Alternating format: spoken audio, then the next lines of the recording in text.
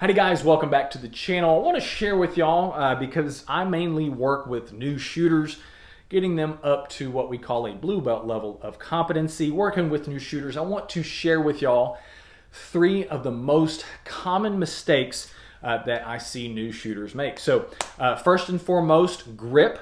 I've seen some real crazy stuff, and if you guys haven't seen my grip video, just go ahead. It's over here. Click on that. It'll take you to it. But let me show you a couple of things that I see quite a bit. Number one, they don't get high enough on the back of the gun. So we got to get as close as we can to that slide to help control it. So a lot of times, I guess they're a little bit too hesitant thinking they're going to get some slide bite. So they don't grip high enough on the gun. That's one. Number two, a lot of them for some reason have a tendency to put their support hand thumb behind the slide of the gun. Typically, that's the grip most people teach for revolvers.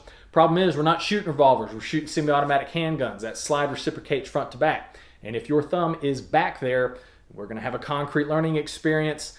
Your thumb's not going to fall off, but it might take a little bit of skin off. So guys, keep both of your thumbs on the same side of the gun. So number 3, where they put their support hand. I've seen everything from the teacup grip to the C grip. Yeah, that's kind of scary. Just stick that one. Keep it with AR-15s. Don't transfer that over to pistols.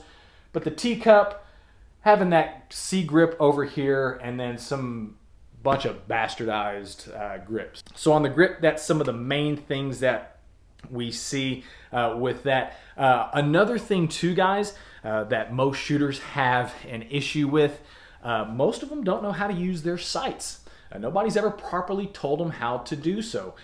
Nobody teaches them what focal plane or what should I focus on, because you're trying to line up 3 things, right? Your target, your front sight, and your rear sight. So nobody really tells them, hey, how do I treat my rear sight? Do I line it up with my dots or what? It's a foreign concept to them. So teaching people how to properly use their sights, how to look through the rear window, how to look through the rear notch, lining your rear sight up with your front sight so that the top of the front sight is level and equal amount of daylight on both sides of the sight. And then as we put the top of that front sight right in the center of our target, we put our attention, we put our focus back to the front sight and then press the trigger. So I've seen a lot of weird stuff, people not even looking at their front sight, people not even looking through the rear sight to pick up their front sight, just a bunch of weird stuff. But anyway, these little training aids, trainingsights.com, those are pretty cool to have. But yeah, most new shooters, nobody has taken the time to teach them how to properly use their sights, how to properly align them. What should you be focusing on? Where do I put them?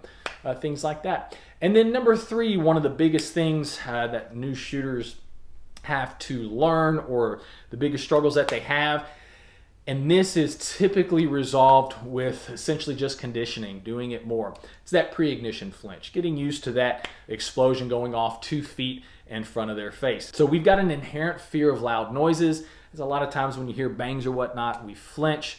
It's why I hate indoor gun ranges. But yeah, getting used to that gun going off, that explosion going off 2 feet in front of their face. The more you shoot, the more you get used to that. So some people deal with it better than others. We've had some people who have picked up a gun for the first time, shot perfect scores on the qual test. Their mind just wraps around what we're teaching. They got the grip right. They're lining their sights properly, trigger press, and then that recoil anticipation of that pre-ignition flinch. Some people deal with it better than others. I've seen people that have a horrible aversion to loud noises. That pre-ignition flinch was significant to where I essentially had to put them down on a 22. They just could not, they couldn't get through their mind kind of the whole how things were working. And then I've had those brand new shooters where it just doesn't even faze them. So one of the best ways to get used to that pre-ignition flinch is essentially just go shoot more, be around it, get conditioned to that explosion going off. So thank you so much for watching.